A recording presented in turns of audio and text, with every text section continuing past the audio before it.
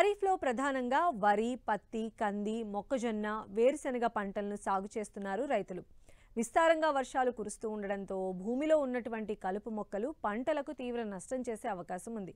కలుపు మొక్కలు పంటలో నీరు, పోషకాలు, సూర్యరశ్మికి పోటీ పడుతూ పంట దిగుబడిని తగ్గిస్తాయి. పంట నాణ్యతను తగ్గిస్తాయి. కావున వానాకాలం సాగు చేసే వివిధ పంటల్లోని కలుపు మొక్కల నివారణ పద్ధతులను రైతులకు తెలియజేస్తున్నారు పాలెం ప్రాంతీయ వ్యవసాయ పరిశోధనా స్థానం శాస్త్రవేత్త డాక్టర్ శ్రీధర్.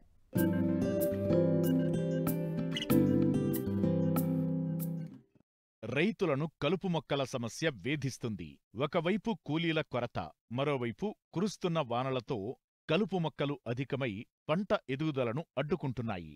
అలాగే భూమిలోని పోషకాలు పంట మొక్కలకు అందకుండా కలుపు మొక్కలే లాగేసుకుంటాయి. దీంతో కలుపు నివారణ మందులపై రైతులు ఎక్కువ దృష్టి పెడుతున్నారు. అయితే మార్కెట్లో అనేక రకాల కలుపు మందులు లభిస్తున్నాయి. అయితే ఏ పైరుకు ఏ మందును ఎంత మోతాదులో ఏ సమయంలో ఎలా వాడాలో అన్ని వివరాలు పూర్తిగా తెలుసుకున్న తరువాత మాత్రమే వాడాలి. సిఫారసు చెయ్యని, పూర్తి వివరాలు తెలియని కలుపు మందులు ఎట్టి పరిస్థితుల్లో వాడకూడదు.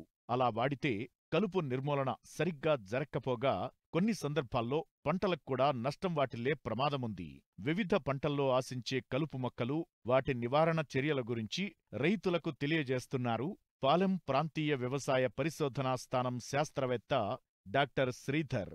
మన తెలంగాణ రాష్ట్రంలో వానాకాలంలో వివిధ రకాల పంటలను సాగు చేస్తూ ఉంటారు. అందులో ప్రధానంగా వరి పంటను చూసినట్లయితే దాదాపుగా 50 లక్షల ఎకరాల్లో సాగు చేస్తుంటారు. అలాగే తర్వాత ముఖ్యమైన పంట పత్తి పంటను కూడా దాదాపుగా ఒక 30 నుంచి 40 లక్షల ఎకరాల్లో సాగు చేస్తూ ఉంటారు. కంది పంటను కూడా ఎక్కువగా సాగు చేస్తూ ఉంటారు. అలాగే మొక్కజొన్న పంట కూడా కొంతవరకు తెలంగాణ రాష్ట్రంలో సాగు చేయడం జరుగుతుంటుంది. ఏ పంట అయినప్పటికీ కూడా వానాకాలంలో ఎక్కువగా వానలు కురవడం వల్ల మనకు ప్రతి పంటలో కూడా కలుపు ఎక్కువగా రావడానికి అవకాశం ఉంటుంది. ఆ వచ్చే కలుపుని మనము సమర్థవంతంగా యాజమాన్యం చేపట్టకపోతే దిగుబడుల మీద చాలా ప్రభావం చూపేందుకు ఎంతైనా అవకాశం ఉంది. కాబట్టి ప్రతి పంటలో కూడా మనకు సమగ్ర యాజమాన్యం, కలుపు యాజమాన్యం అనేది చేపట్టవలసి ఉంటుంది. ఈ వరి పంటను మన తెలంగాణ రాష్ట్రంలో వివిధ రకాల పద్ధతుల్లో సాగు చేస్తూ ఉంటారు. ఈ మధ్య కాలంలో ఎక్కువగా సాగు చేస్తున్న ఈ వెద వరి లేదా మనకు డైరెక్ట్ సోయింగ్ అని అంటారు. సో ఈ పద్ధతిలో చూసినట్లయితే అందులో కూడా మనకు పొడి దుక్కిలో చేయటం ఒక పద్ధతి, మరియు దమ్ము చేసి నేరుగా విత్తే పద్ధతి ఇంకొక పద్ధతి ఉంది. మనకు పొడి దుక్కిలో గనక వరి సాగు విషయానికి వచ్చినట్లయితే మనకు దమ్ము చేసే వరి కంటే కూడా ఈ కలుపు సమస్య అనేది ఎక్కువగా ఉండడానికి అవకాశం ఉంటుంది. సో ఈ పొడి దుక్కిలో సాగు చేసిన వరిలో చూసినట్లయితే మనము విత్తిన 24 గంటల నుంచి 48 గంటల లోపు మనము పెండిమిథాలిన్ అనే ఒక కలుపు మందును 1 లీటర్ మందును 1 ఎకరానికి 200 లీటర్ నీటిలో కలిపి తేమ నేలపై పిచికారీ చేసుకున్నట్లయితే మనకు కలుపు మొక్కలు మొలవకుండా చేసుకోవచ్చు. అలాగే ఇంకొక కొత్త మందు ఉంది, పెండిమిథాలిన్ ప్లస్ పైరజోసల్ఫ్యూరాన్ ఇథైల్ అనే మందు, మిశ్రమ మందు కూడా అందుబాటులో ఉంది. స్టిల్లటోన్ ఆ పేరుతోటి మార్కెట్లో అందుబాటులో ఉంటుంది. ఇదైతే కనుక 800 ml 1 ఎకరానికి 200 లీటర్ల నీటిలో కలిపి తేమ నేలపై విత్తిన 2 రోజుల లోపు అంటే 48 గంటల లోపు స్ప్రే చేసుకున్నట్లయితే కూడా పొడి దుక్కిలో నేరుగా విత్తిన వరిలో కలుపు యాజమాన్యం చేపట్టవచ్చు. అలాగే మనకు దమ్ము చేసి విత్తే వరిలో కూడా మనము కలుపు యాజమాన్యం చేపట్టవలసి ఉంటుంది. సో లేదా మనకు నేరుగా విత్తే వరి కాకుండా మనము నాటు పద్ధతి కూడా మనకు వరిని ఎక్కువగా సాగు చేస్తుంటారు. సో ఈ నేరుగా విత్తే వరిలో మనము కలుపు యాజమాన్యం కనుక చూసినట్లయితే 3 నుంచి 5 రోజుల లోపు మనం బెన్సల్ఫ్యూరాన్ మిథైల్ ప్లస్ ప్రెట్లాక్లోర్ అనే మిశ్రమ మందు ఉంటుంది. అదైతే 4 కిలోలు 1 ఎకరానికి వేసుకున్నట్లయితే మనకు తొలి దశలో వచ్చే కలుపుని నివారించవచ్చు. అలాగే నాటు పెట్టే పద్ధతిలో కనుక చూసినట్లయితే నారుని మనము 1 నెల రోజుల్ని పెంచి మనము ప్రధాన పొలంలో నాటు వేయడం జరుగుతుంది. అలాగే నారు సమయంలో కూడా మనకు కలుపు ఎక్కువగా రావడానికి అవకాశం ఉంటుంది. అందులో కూడా మనకు గడ్డి జాతి మరియు వెడల్పాకు జాతి కలుపులు ఎక్కువ రావచ్చు. సో గడ్డి జాతి కనుక ఎక్కువగా ఉన్నట్లయితే మనము సైలఫాబ్యూటైల్ అనే ఒక మందు ఉంటుంది. 1.5 ml 1 లీటర్ నీటికి కలిపి మనము 1 వారం నుంచి 10 రోజుల నారులో మనం పిచికారీ చేసుకున్నట్లయితే ఈ గడ్డి జాతి కలుపును మనము నారులో నివారించుకోవచ్చు. అలాగే వెడల్పాకు కలుపు ఎక్కువగా ఉన్నట్లయితే బిస్పెరబాక్ సోడియం అనే మందును 0.5 ml ఒక లీటర్ నీటికి కలిపి పిచికారీ చేసుకున్నట్లయితే ఈ వెడల్పాకు కలుపును మనం ప్రధాన పొలంలో నారుమడిలోనే యాజమాన్యం చేపట్టి ప్రధాన పొలంలో ఈ సమస్యను తగ్గించుకోవచ్చు. అలాగే మొలచిన కలుపును నివారించుకునేందుకు కూడా వరిలో మనకు యాజమాన్యం చేసుకోవచ్చు. దానికి మనకు వివయ అనే మందు ఉంటుంది. పెండిమిథాలిన్ ఈ సైలోఫాప్ కాంబినేషన్ తోటి పెనాక్సిలామ్ ప్లస్ సైలోఫాప్ బ్యూటైల్ కాంబినేషన్లో అదైతే 800 ml ఒక 200 లీటర్ నీటిలో కలిపి పిచికారీ చేసుకోవచ్చు. లేదా ఇప్పుడు కొత్తగా వచ్చిన కౌన్సిల్ యాక్టివ్ అనే మందు ట్రైఫమోన్ ప్లస్ ఇథాక్సి సల్ఫ్యూరాన్ అనే మిశ్రమము 90 గ్రాములు ఒక ఎకరానికి పిచికారీ చేసుకోవచ్చు. వరితో పాటు వాణిజ్య పంటలైన పత్తి, మొక్కజొన్న, మిర్చిలాంటి పంటలను కూడా అధిక విస్తీర్ణంలో సాగు చేస్తున్నారు.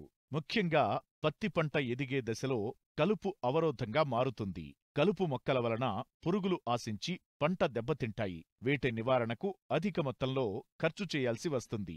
కాబట్టి ముందస్తు జాగ్రత్తగా కలుపును అరికట్టుకోవాలంటున్నారు శాస్త్రవేత్త. ముఖ్యమైన పంట పత్తి.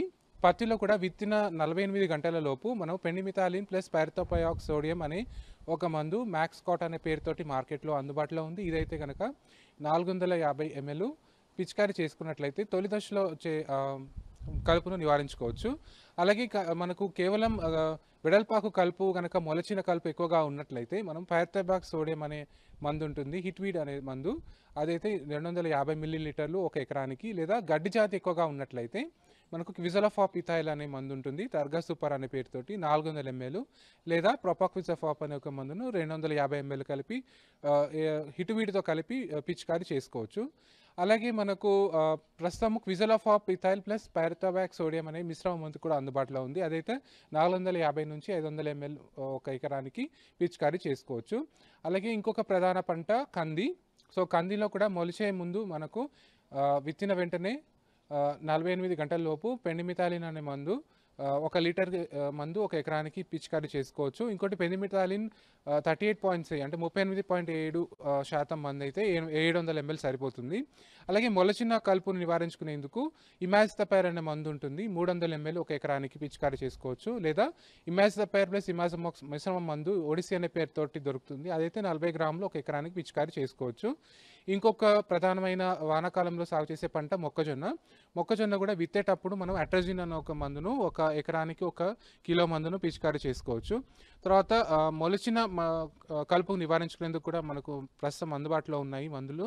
అందులో ప్రధానంగా మనకు ఈ టెంబోట్రయాన్ అనే ఒక మందు ఉంటుంది, అదైతేనే కనుక 115 ml ఒక ఎకరానికి పిచికారీ చేసుకోవచ్చు. దాంతోపాటుగా అట్రజిన్ కూడా ఒక 1/2 కిలో కలిపి పిచికారీ చేసుకోవచ్చు. ఇంకొకటి టెంబోట్రయాన్తో పాటుగా ఇంకోటి మనకు టాప్రమజోన్ అనే ఒక మందు ఉంటుంది, అదైతే కనుక 40 ml ఒక ఎకరానికి పిచికారీ చేసుకోవచ్చు.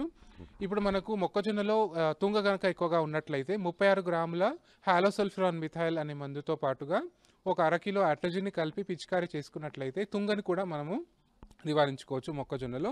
ఇప్పుడు మనకు మీసోట్రయాన్ ప్లస్ అట్రజిన్ అనే ఒక మిశ్రమ మందు కూడా మొక్కజొన్నలో పిచికారీ చేసుకునేందుకు అందుబాటులో ఉంది, అదైతే కనుక ఒక ఎకరానికి 1400 ml పిచికారీ చేసుకున్నట్లయితే అన్ని రకాల కలుపుల్ని కూడా మనము మొక్కజొన్నకి ఎటువంటి హాని లేకుండా మనము నివారించుకునేందుకు ఎంతైనా అవకాశం ఉంది.